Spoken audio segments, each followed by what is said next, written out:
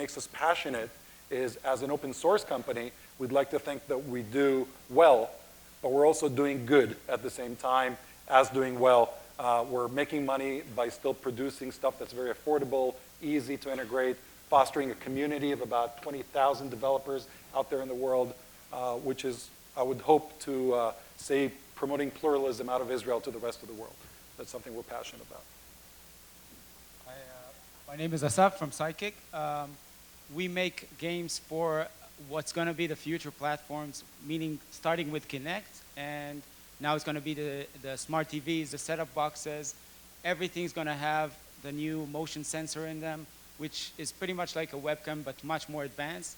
Just for reference, when I tested the technology about 4 years ago, when I was at the PrimeSense offices, I was playing with this technology, and it was 10 years or 100 years in the future related to the movie, what's that movie called? Minority Report. So in Minority Report, they were using gloves, they were using two-dimensional moving of images, and I was playing there and making demos for something that's three-dimensional. I was walking in the room, pulling pictures from one place to the other. I was using nothing but my hands. So obviously, this is the future. Kinect is the start. Smart TVs are the future. Setup boxes is the future. PCs, which is already also related to Kinect, is the future. And we are there. We're currently with the biggest rooster of games for these platforms. And hopefully, we can lead this, the content on these platforms for a long time. Thanks. And my name is Johnny Sachs, and I'm with Genesis Partners. We're an early-stage venture capital fund out of Israel. And as a venture capital investor, what we look for is companies that can grow very quickly and very scalable to be world leaders. So my first question to the panel is, what is the role of technology today in the consumer's digital life? I mean, in the past we've seen technology as a differentiator and as a barrier to entry, and I think these days it's becoming less and less so, and there's more and more content which is becoming the main differentiator. So what is the role of technology? Does hardware matter, or is it the content that matters most? And if this is true, that it's the content that matters most, how can one company create barriers to entry? Ilan? You serious? Should I look for a job right now if technology matters? Yeah. I need to stand up soon. Or maybe you read too much to Lior's presentation earlier, to the mind reading without hardware. The hardware is there, and technology is in there. I keep hearing those questions about, hey, what do you think? Will the cloud take over so we don't need hardware anymore? Well, so what is a cloud?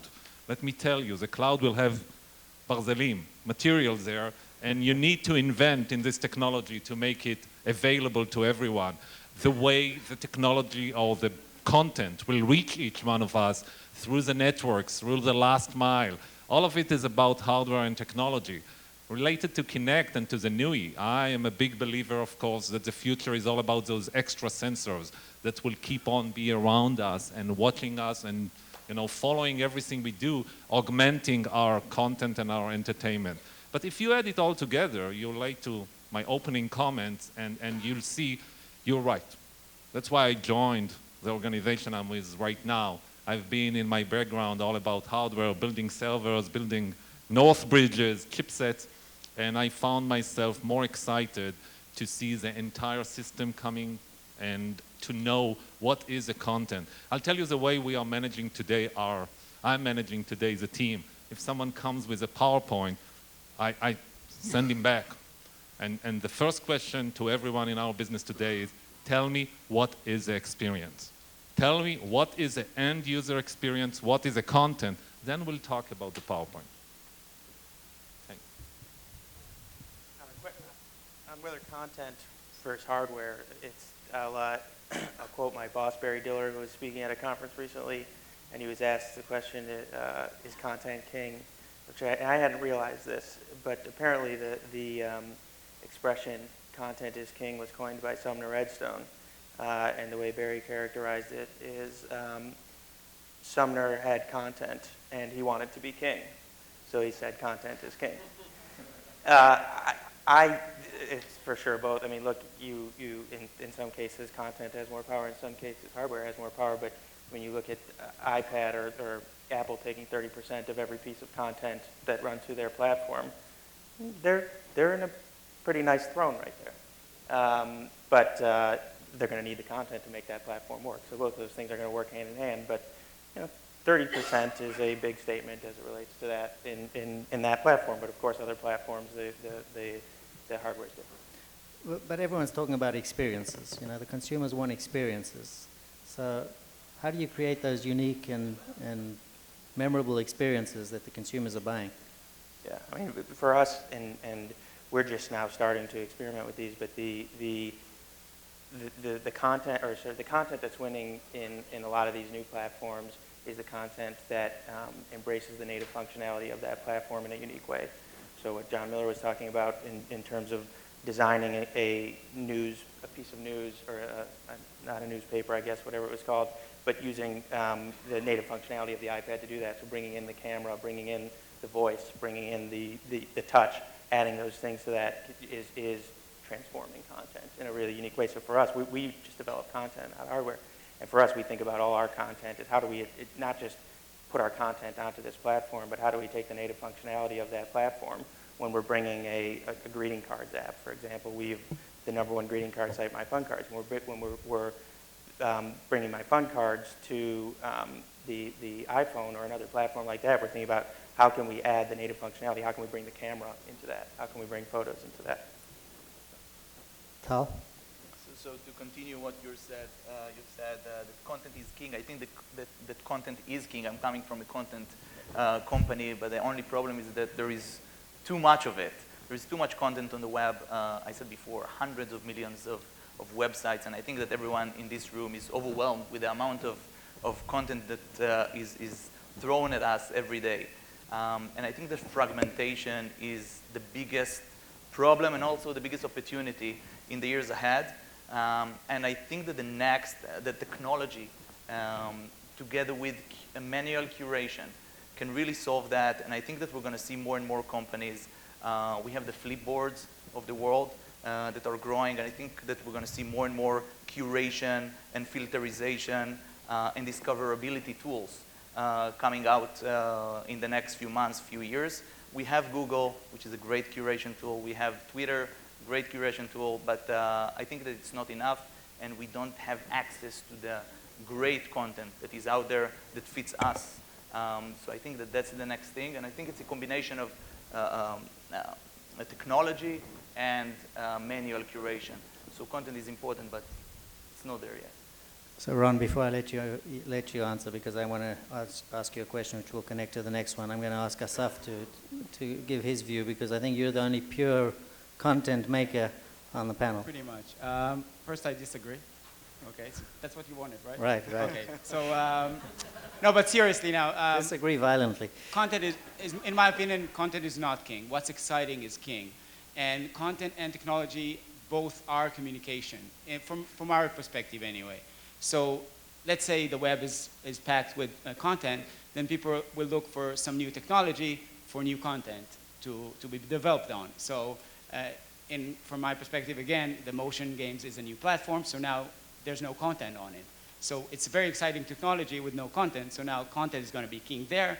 And when it's done, when it's saturated, obviously, people are going to be looking for the next technology, like the iPhone was past. So, or not past and present, but this is the future, the smart TV. So wherever there's excitement, people will go there. So that's my opinion. So Ron, I'd be happy to hear your perspective, but I'd also like you to continue your view on to the next question, which is actually how you analyze that, the success or lack of success of content, and the metrics that you use to actually determine whether content is exciting and is successful or not. So I have to remember 2 long questions now. Great. I'd say regarding the 2 of them, I think content is king, technology is Kong, and together you got King Kong, so it's even better. They work together. They have to work together. I mean, if you say video makes sense and technology doesn't make a difference, then what's the difference between television and internet and the iPad? I mean, naturally it made a difference, and naturally it makes sense, and you need one or the other. I mean, what would you do with Amazon if you wouldn't have had FedEx? I mean, you need to deliver it eventually somehow, and otherwise it's all nice and neat, but you don't get it. So when you look at video, there are several things you need to do with it. One, there needs to be uploading, and there's transcoding and technologies that would do that seamlessly across devices. That's technology. When you look at the monetization approach, when people look at stuff and there's ad technology, et cetera, that makes sense. Engagement factors and how that enables people to either interact or not interact with the content, which increases the CPMs, that's technology. Analytics, which I'm going to touch upon on your second question, is technology, which you need to touch on. But all that, I think, is also secondary to a very important trend, and that is integrating a lot of that to existing legacy systems that address needs in specific verticals. Because video started as a standalone broadcast television and then became two-way communication and is now not just a dialogue, but a trialogue in which you have a lot of people participating. That needs to be done within the environments that people are. So if you're in the enterprise and using SharePoint for collaboration, you need that communication video inside SharePoint. If you are in a class and you're using a learning management system that connects between students and professors, you need video flows inside these systems. So the important thing of technology today is to enable the content in the right place where you're going to consume it. And the way to do so is by providing flexible, open platform tools to integrate one and the other. I'm going to touch on the second point, which is statistics and how do you gather information. I think that's key. Back to the point of the internet being a two-way machine. And the big advantages of the internet is targeting, so that you can know what to send to what people, and measurement, and two-way. And without actually having these measurements, you're wasting a lot of energy on it. We could say that technologies today follow each and every one of these different players or whatever the web applications that you put there and measure how it's being used, where it's being used, by whom it's being used, not even just the entire clip, but within the clip. We have what's called temporal metadata, so that within every piece of video clip, you see people drop, where they drop was at a certain metadata point.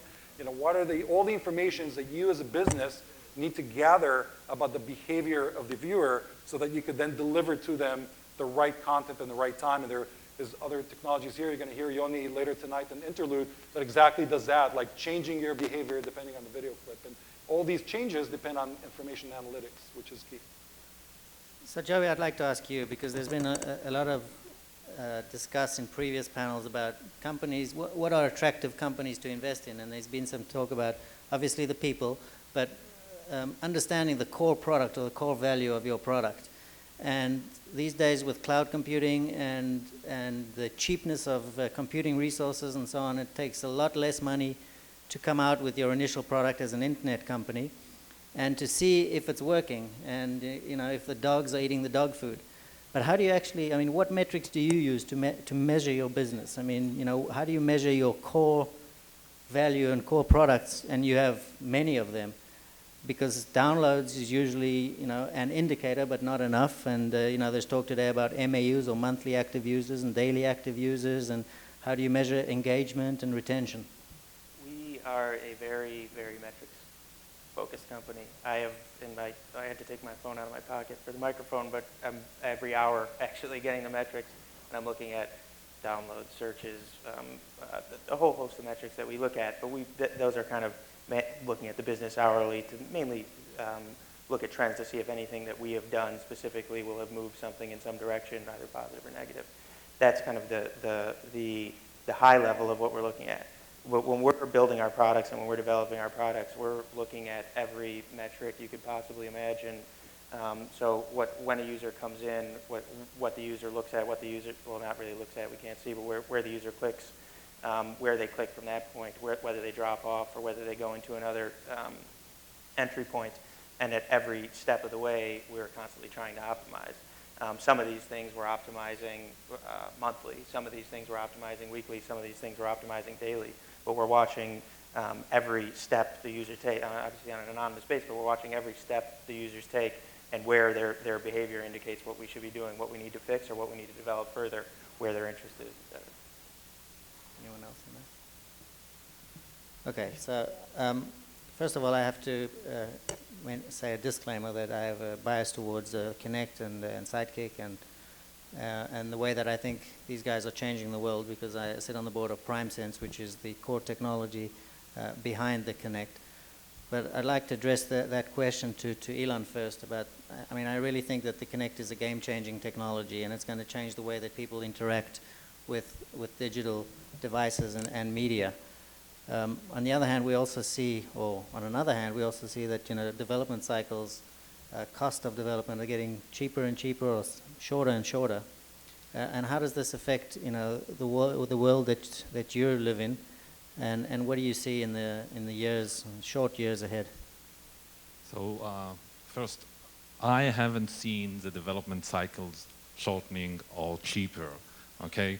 To develop... We're going back to the hardware side, huh? No, to develop real excitement, and this is maybe to the discussion here, I think we have a vocabulary issue between content and experiences, okay? So I'm more about, let's generate exciting experiences, and then each one of those needs more and more content, okay? So you have a video, okay, you can have a library of videos, and then the discussion about how we grab the right video, how do I get through analytics to the right information. But what we are focusing on right now is changing the experience, changing the way you interact with the content or with other things that are out there.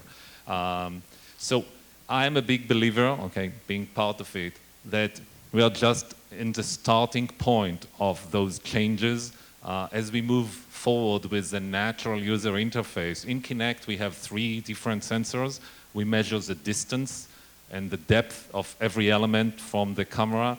We are using webcams and we are using microphones, and we mix the experiences we generate and we deliver are the mixture between those gestures, which we can analyze through the depth, the color and the information, and the voice and the audio generation. And we mix between those 3 to augment the experience that you have while you watch. Just you go and watch Netflix and you'll see that right now we're coming out with an experience that you can sit on your couch and you can wave and stop the film or say move forward, skip a scene. So all this interchangeable between gestures, voice, everything we do much more naturally, okay? And I know, we all know, right? Take our kids today. They don't even know what is a punching card, okay? Or this kind of stuff. This was sometime an amazing UI, right? Then we had the WYSIWYG, and we moved forward, and now we have the touch. And the follow-on to the touch is all those sensors that are coming in to help us to be more natural when we interact with content. Asaf? I actually agree with everything you said, pretty much. You're not allowed to agree. No, I'm not, No. so I disagree. No, but seriously, the new interface, what it creates is accessibility, which means it's going to be available for much more people, and they're going to bring in their ideas to the mix, and it's just going to grow. So anything that's intuitive, anything that's accessible, we see it as the future. So that's pretty much it. Tal, you want to? I'm taking it from the startup perspective, and I think that we don't have the privilege in terms of development cycles in our space to really go down to the basement for a year and really work on the next thing. Then when we get out of the basement, we'll see that a small startup did it, launched it like 6 months ago. So I think that it's a great opportunity for everyone to launch faster and to ask the audiences and the users more questions and ask them what works. And when something works, then you can go down to the basement and really develop your next thing. So I think it's a difference. That's the difference between Microsoft and bigger companies and small startups. And I tend to consider myself as a small startup yet still. So. Okay, so before opening the floor to questions, I'm going to ask the Israeli question. And what role does Israel play in your company and the innovativeness of your company? Okay. Well, there is a big design center and research and lab in Israel, almost 1,000 people, but I'll refer to my Israeli experience, and that's the reason I've been invited today to be here. So I joined, as I said earlier, 3.5 years ago, 12/12/07. It took me 2 weeks to get an email from some guy called Aviad, the president of PrimeSense. Hey, I've heard from a common friend, and it takes us back to the army days. I heard from a common friend that and UVP joined the Xbox team. We have been there a while ago. Doesn't seem to get too much traction. Can we meet? I'd like to show you new technology. I've been polite, 2 weeks in my role, and I said, well, I'll get back to you. I have no idea even. I couldn't even spell, Xbox at this time. A month after, January 17, I sit in my new office there in Redmond, and I get a phone call, speaks Hebrew. Zvika, hey, I'm the CEO of 3DV Systems, and we have this cool technology about depth sensors. Can I stop over and show you the demo? What do you want from me? Well, we just heard you joined the hardware, the Xbox. We have really cool stuff, and we are here mingling around, but it goes nowhere. I said, I wasn't busy at this time, 1 month in my role. I told him, okay, come over. He was there in 5 minutes. Let me tell you, I was blown away. I loved it the minute I saw it. I loved the technology, I loved the demos, and then after Zvika left, I'll say, okay, we'll be in touch, because I really didn't know how to take it to the next step in this new big company I just joined. I sent a note back to Aviad, and I called him and say, can you come over and show me what you have? And that's how it all started. Okay, so Aviad, and then we started what internally we used to call the beauty contest between the 3 leading developers at this time. 3 companies were ahead in this technology, 2 Israeli companies, and the fact today is we decided to go with PrimeSense as a sole supplier of this very key element in the Kinect technology, and then we acquired 3DV. So we are deeply engaged with the Israeli technology. My personal experience, that's what I like with my experience, with my interaction with the Israelis, the 2 things that we really teach them and educate them down there in school, and this is what I like about interacting with them. One is the mindset, the attitude. We educate them for problem solving, and that's very different than other cultures around us, so it's key, and that's what I like about the Israeli activities, the Israeli startups, the Israeli initiative. And it's so problem solving, and then the second one is passion. When you deal with them, they like what they do, they are passionate about it, and they bring those 2 together, and that's my fun. I'm pretty sure you haven't heard of a book that came out called Startup Nation. Anyone read it? Yeah. So we bought a company called StarNet Interactive, which had a product called GirlSense about 3 years ago, and it was a team of about 20 designers and developers building this product, GirlSense. And the product GirlSense itself actually didn't turn out to be what we had hoped it would be as a business. But what we got in Israel was a fantastic team of developers and designers, and that has now become really where we are developing our new products. So out of Israel, basically, we have a system for developing new products where we boil down a market, test a product, and build a product, put a few months into building it, and then launch it with a small marketing test and grow it from there. That first piece of our factory basically happens now in Israel with these 20 people in Israel, where we're continuing to grow it. It's another, better to be lucky than good. What we thought was a great business in GirlSense turned out to be an enormously valuable team in developing, and so now we're just growing that team from there. I'll take it from the exit perspective. So people usually, when they speak about exit, they speak about the founders and their angle. And I can tell you that from our perspective, one of the most important things was to really keep this development center in Israel and grow it. And we're actually doing it as we speak. When we sold the company, we were 25 developers in Israel. Now we're 40 and hiring.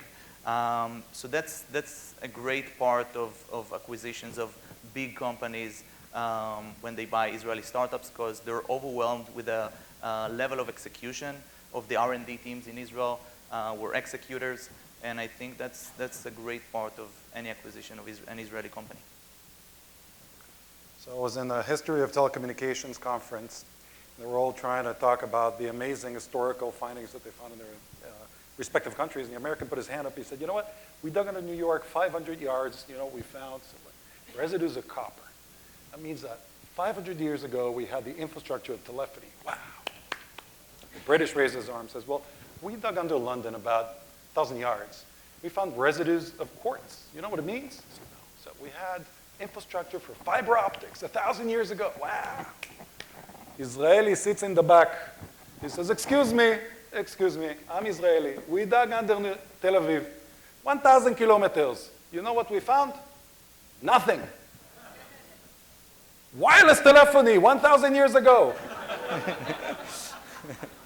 So the point of this non-related joke, which I just looked for an opportunity to put it in.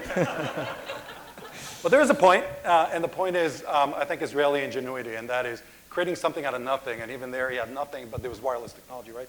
I think for us, the core R&D is in Israel. We have 70 people or so developers there. Everything else, the sales, business development, marketing, and also professional services and stuff that needs to be in front of the customers, then you're putting in the States, you're putting in Europe. But when you're looking at the kernel, the core itself, the technology, you want ingenious people. You want people that are fearless, that are not afraid to fail, that are out there coming out with new ideas, and that kill themselves, and that feel ownership of what they do.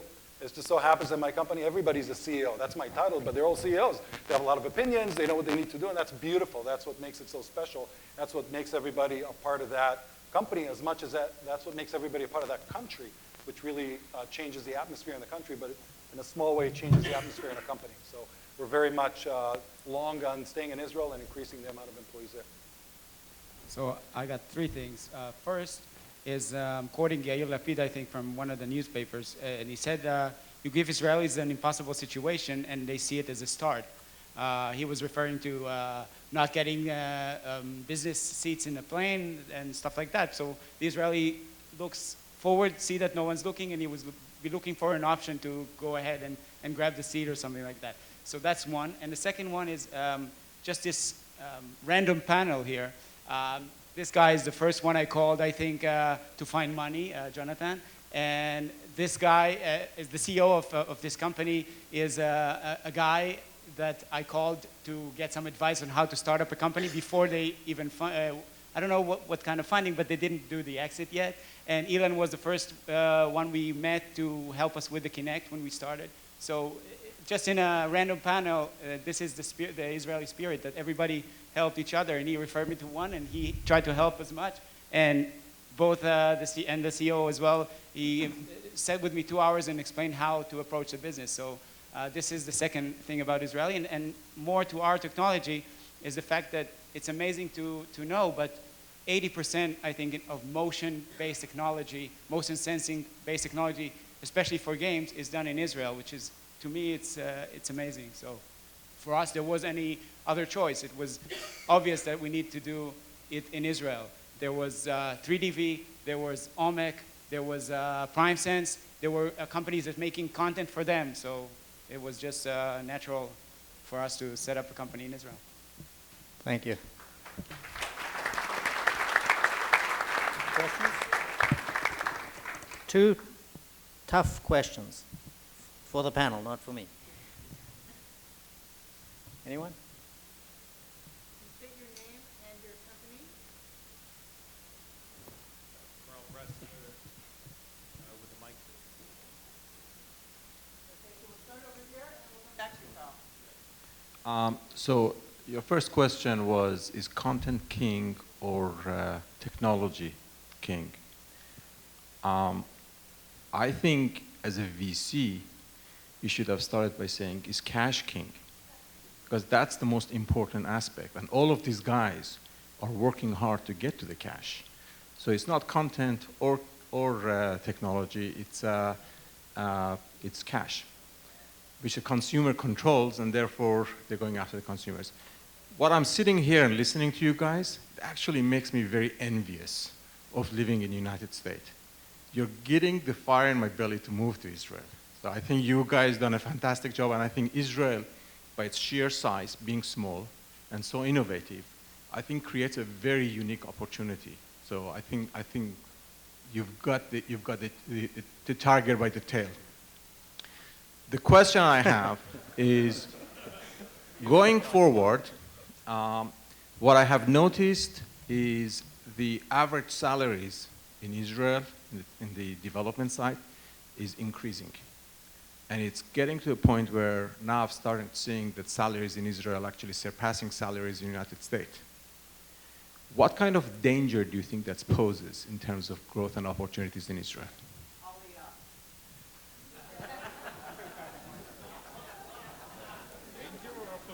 If you're an Israeli, then the danger is that the board would stop that, right? Depending which perspective. But I mean, the thing is that cheap labor is not anymore Israel. It's not for a long time. You could find stuff in Eastern Europe and stuff in the Far East. I was just speaking to somebody yesterday that they were doing stuff in Vietnam. It was new for me. I didn't know that they were outsourcing stuff there, and apparently it's a flavor of the month, and it's running after cheaper places. I think it's just the nature of the beast. In any country that the standard of living goes up, not to mention the currency exchange rate has been behaving as it has over the last while. It's becoming more expensive, but hopefully you overcome that with quality and not just necessarily by cash. There's no other answer by that. I'll give you my 2 cents. It's all about the content. So I don't believe there is any danger. I think we got to the point where what we care about is the, Tal said quality. What can they deliver? I've been there years ago when I've been part of IBM or Intel in Israel. And the model was, when it's all started over there, okay, let's just make sure that our total compensation is 20% or 15% less than in the US. This will be our added value. This is, for me, history. Okay, they deliver, take Intel, they are on the map, they are part of the Intel roadmap. No one thinks differently about this site just because they are remote. It's all about the value, about the cash. If they deliver, pay them. The cash is king.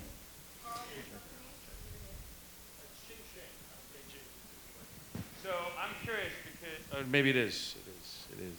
So I'm curious because I'm enjoying the caliber of the people in front of me, and all the panels today and all the presentations.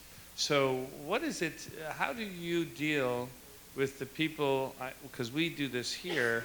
How do you deal with the people, whether as a capital investor or as a CEO?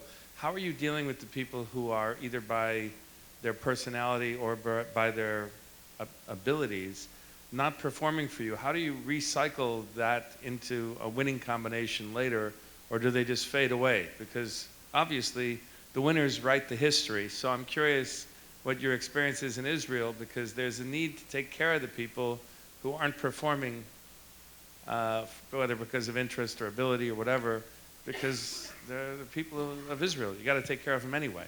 So what's your experience with how do you sort of give what they call a shakabuku, the wake-up call to the people that you're working with to make sure that you squeeze the most out of the companies, out of the people that work with you? What do you do? What are your tricks? Okay, and the answer is? I agree that there's really strong talent of people in Israel. I think there's a lot of innovation going on. But in terms of managing companies and people, I don't think it's any different from anywhere else. I mean, you need to have the best practices and right management principles in place to be able to manage a team and a company. The way we as venture capital investors work with our companies is, obviously try and measure as much as we can and as closely as we can the performance and the advancement. And as any other venture investor, we work based on stages and milestones. When it's internet-related companies or mobile apps-related companies, as we were saying earlier, it's easier to measure these days, and there are much more metrics that are available that you can actually, it's less R&D milestones, which are always fuzzy and always are delayed these days. It's actual facts and metrics that you can measure, and the CEOs are working according to those and managing their teams accordingly. Does anyone want to add to that? Or? Yep. Hi, Gary Wexler, Los Angeles, Way Beyond Branding. About half an hour ago, you each went through and you spoke about the importance of delivering an experience. And so you asked for a hard question. So my question to you is, what is the experience you could have delivered to us today sitting here using all that technology and all that innovation and all that creativity, as opposed to talking heads, not as a criticism, and two screens which simply said your names. What could have been done differently to deliver the experience? Gary, the experience that you can enjoy is right outside.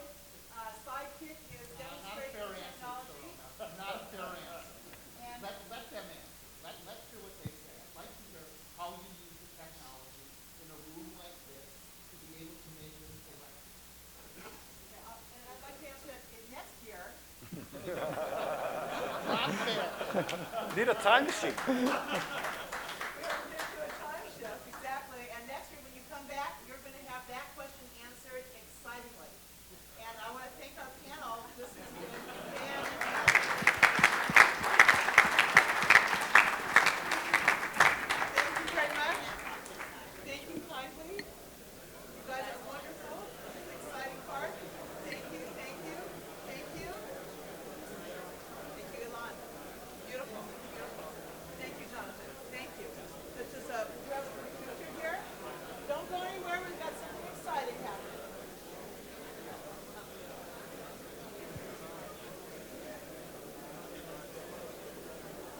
Thank you. So I want to thank our panel again with a round of applause. This is very exciting. We're going to have something very special now as we go into our next Fast and Cool. And as he gets set up, I'd like to bring back Jeff Pulver. And, well, Pick Scout is going to get set up. And while we're doing that, I'd like in the room are a number of Fast and Cool companies. And the question was good. Could we have a few of them stand up? Is Physical Virtue in the room? Please stand up. And Neta Film? Netafim, Neta Film. Ervin Libovici.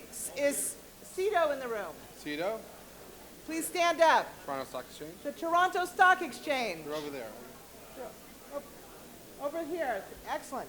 SodaStream. And we'll mention also, there's Marvell and Trendlines. Kaltura And Vivo Text. and Ray V And Ray V and DocStock. and Paramat, And I think that's it. No? Sidekick and Submit Express. These are the companies that are outside in the pavilion that you're going to enjoy. And please go see them. And our next, Pick Scout. I'd like to introduce to you the most exciting company, and I'll tell you why. You know, we're all into exits, and we're all into starts. So And- for their exit, And one of the most recent exits, how long ago was your exit? 1 month ago. 1 month ago. How many of you have heard of Getty Images? You see it all the time. Well, Getty Images was smart enough to acquire Pick Scout, and you're going to find out why. Learn about it right now. After this is over, we'll have another surprise for you, and the afternoon is filled with a ton more. I'm going to give it up to my dear friend Ophir from Pick Scout.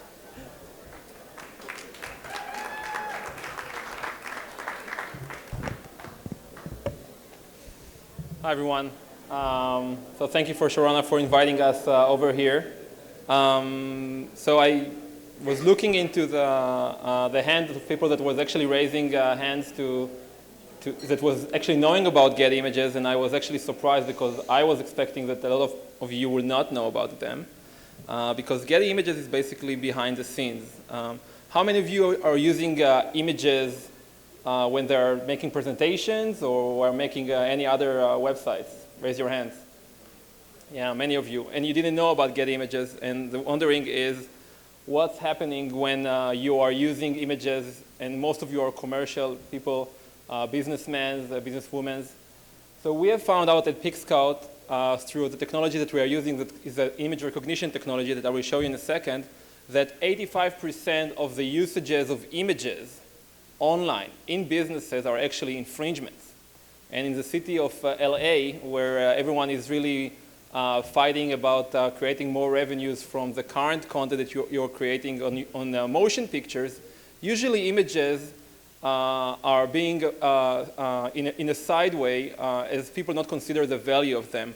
And I was wondering if they call them still images because it's still images.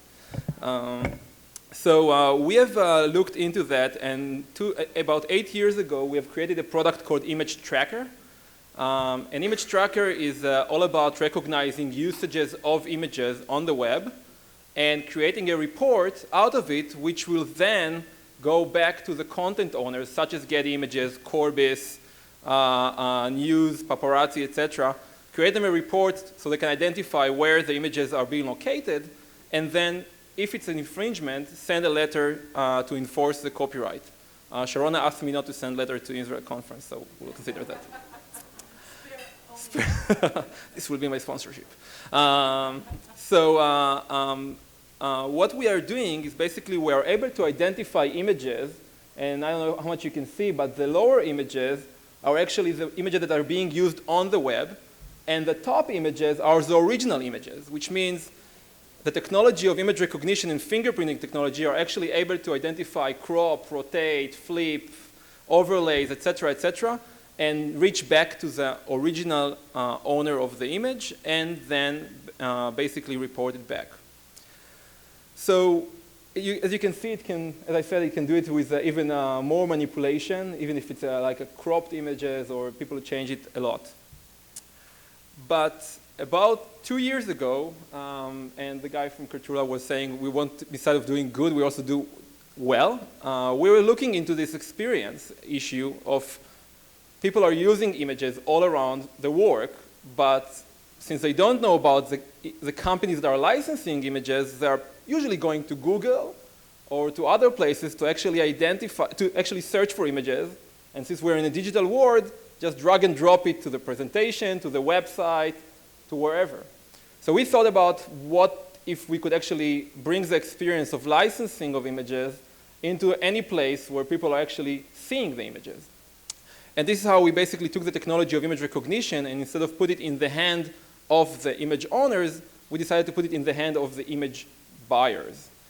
Not making only enforcement, but actually making a tool that will be able to make easier search, find, connect, and then license of the image, basically simplifying the work. So here is basically a basic example. Let's assume that I'm using Google or Yahoo or any web page. And what I want to do is basically easily find a way an image that I really like. We created a browser add-on that runs on Chrome, Explorer, Firefox, or Safari, and it's basically filtering with wherever you are on the search experience, only the images that can be licensed. And basically in one click, let you get into the point that you can click on the image, get the list of sources of where you can license the image, so even though you didn't know anything about that before, and then reach the website where you can actually do that. So let's take an example. So let's say that I'm looking for a simple image that's called shaking hands. These are all the images that are coming up on Google when you search for shaking hands. But guess what? Most of those people, of those pictures, has ownership. They're not just floating out on the web and you can drag and drop them. They actually have someone that took a picture, edited them, keyworded them, uploaded to the website, and in some point of time, Google indexed this image, usually not from the source of the image, but from any other website, and you are not able to get to connect back to those images. And therefore, we created this filter on the side where you can actually click on an image, see that this image can be bought from a source like Image Source, Media Bakery, F1 Online, Getty Images, Corbis, etc., and then in one click, get to the licensing page and do the right thing instead of basically drag and drop and later on be identified by a system such as Image Tracker as an infringer. So we basically now with one fingerprint, okay, of an image that we took from an image similar to what fingerprints are being taken to any other biometric registry, we are building a registry of all images around the world where we take fingerprint and we are able to now connect and bring the experience to wherever the image is located, turn it back to a simple licensing solution. So today we are having close to 100 million images already with all those type of content vendors. And they are all working with Image Exchange, and we are looking forward to expand now after the acquisition with Getty to basically much broader content in the registry and to bring the technologies that can actually puts the licensing option on any image anywhere in the hand of all of you when you search images and use them.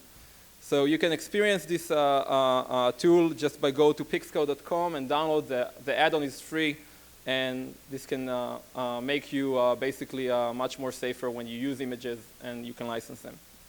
So that is PixScout, and I'm ready to take any question if there is time.